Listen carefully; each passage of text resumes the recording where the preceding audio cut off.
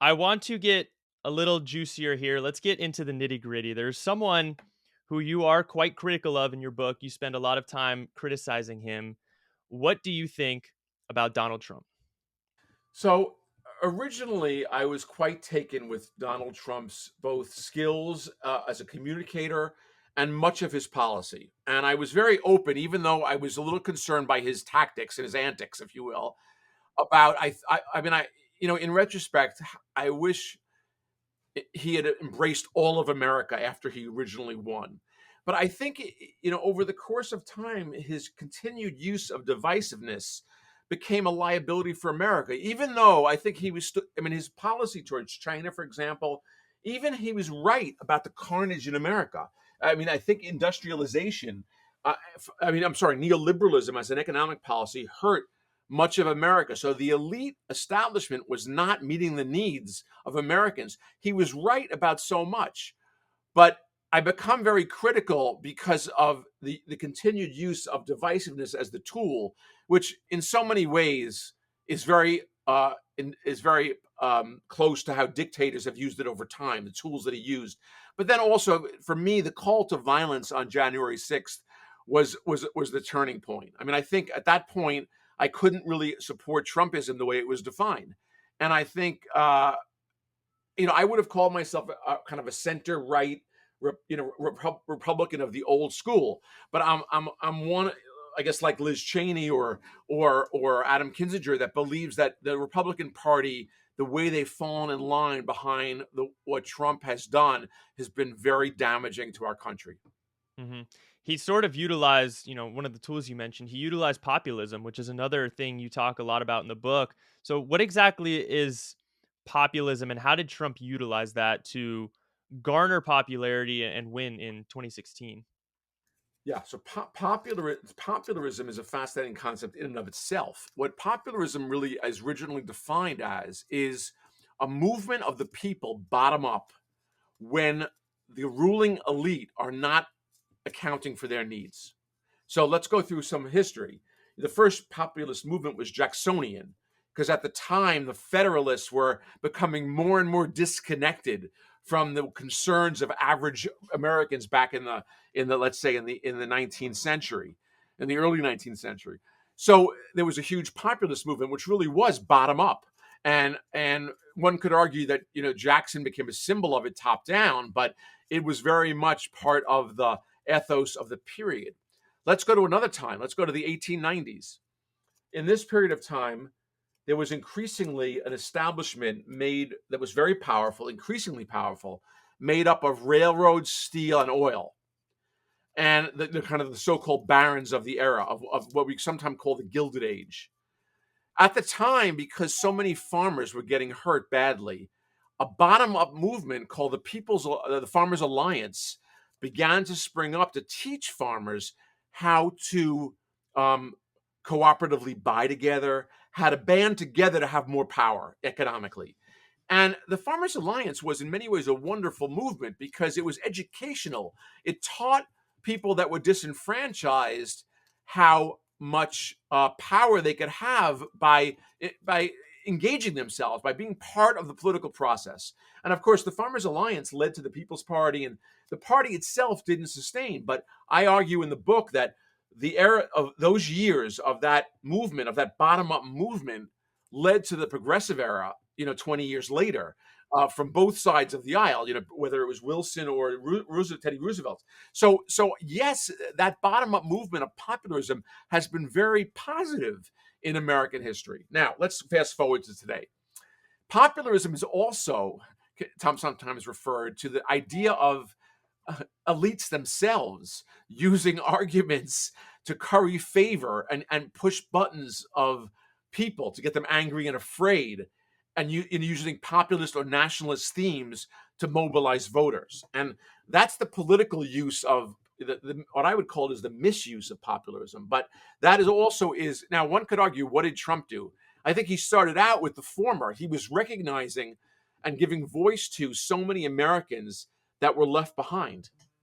Um, you know, I think one could also make the case that he was very much a manipulator populist who used populist arguments to scare people, especially around immigration. I think his use of religion many times.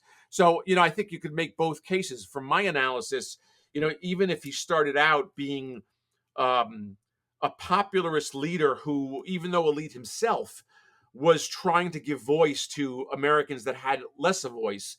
I think that was valid. I think he showed over time that he was much more willing to become the populist of a demagogue, the other kind of populist, which I think was intent on staying in power by using tools of the demagogue. And so, this is what a lot of people in the MAGA camp say. I'm a never Trumper, and I really believe I have in my mind a rational view of this that's based on, I think, behaviors and actions that I think are pretty clear.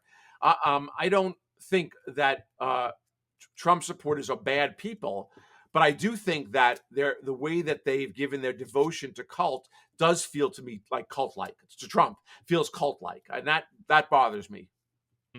To sort of push back on that, the moderate Enlightenment philosophers and pioneers, they criticize open democracy because of fear of demagogues who could exploit those emotions and stoke those passions. Absolutely. I mean, let's. I mean, from that perspective, let's be very clear. The moderate enlighteners were very afraid of someone like Trump because they wanted the elite to rule. I mean, here's the thing with populism. It's to me, and it's an important aspect of our political landscape in that a populist movement tells the rulers, the elite class who's ruling, that something is wrong, that people are not being that the government is not working for people. Now, it's up to the rulers, the elite rulers, either or new ones that get elected, to fix that.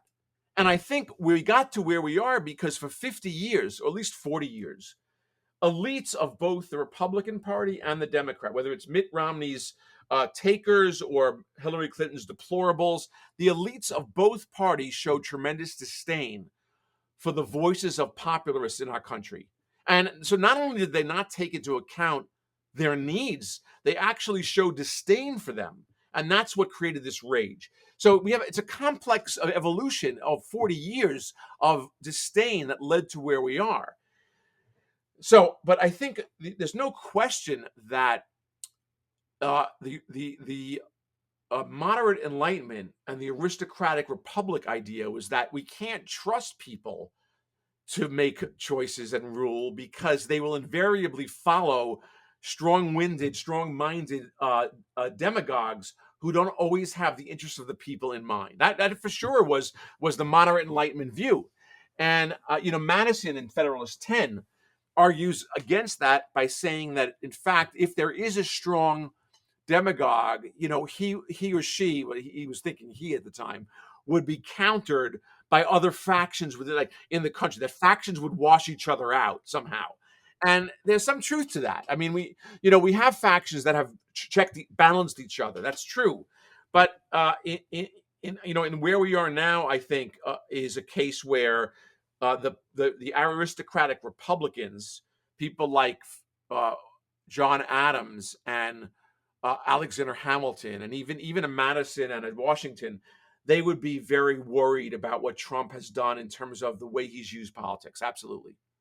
It's a fascinating conversation when it comes to popularism, the pros and cons and the benefits and dangers, because demagogues can exploit that, but it lets the people in power know what the people really want. That's right. And another question, by the way, you have to say though, here's if the populist movement is important in identifying what's wrong, populist movements don't have a great track record of how to fix it.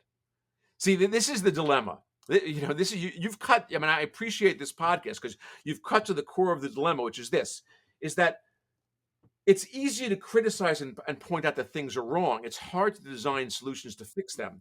And this is the balance between like the elite and populist movements that you kind of the movement today between, let's say, Trumpism and elitism is a very much characterized by this same dimension. And I think, where I've come out is that both are important. I think you need qualified, educated people to design solutions. But when they don't work, you've got to throw the bastards out and elect others. So the electoral process is supposed to fix this. Now, unfortunately, for various reasons, and I think this is largely due to moneyed interests and corruption in some cases, but it hasn't addressed the woes of working class Americans very well, and rural Americans very well. And we've allowed neoliberalism to push many of our jobs and our prosperity to China and India. For all these reasons, the elite solutions have not responded. And that's why I point out that Trump was right, in his original quest. He was on to something big and still is in that sense. But at the end of the day, just complaining and rioting is not going to solve the problem. So then who is qualified to create solutions? And I think invariably it requires a certain level of education and competence to create government, right? And that's where so I guess what I would say is there is a natural tension between elitism and let's call it popularism. And the magic of America, I think, has been to figure out how to balance the two. That's a great point. When it comes to how to fix it, I think all we can really do is exercise our civic duty. I believe it is our duty to go and vote for who we believe is best suited to cater to those needs of the people and the popularism movement. Well, can I go back to one example? Because I think it's so telling. We have a huge problem, as Trump has talked about it endlessly, at the border. We have a major immigration problem. Immigration is a very complex set of issues. It relates to security at the border. It relates to border control. It relates to the amnesty process. It's a whole bunch of stuff. So we've had 4 times now in the last 12 years a comprehensive reform package in Congress. We had one in January that in fact what can make the argument it was a bipartisan solution. It was more tilted. It was led by, as you know, Langford. It had a lot of wishes that the Republicans had been advocating for a long time. So I think personally it was more tilted towards the Republican set of solutions, but it was a bipartisan solution. The fact that Trump insisted that be tabled is an example where in some ways I think we'd rather have the problem than solve it. We have to be willing to try to solve a problem as opposed to just using it as a political tool. And this is where I was very disappointed with my Republican colleagues when they let it go because Trump wanted the issue itself to be a hot topic for the political landscape this year. I mean, have you looked at the bipartisan proposal from the early part of the year?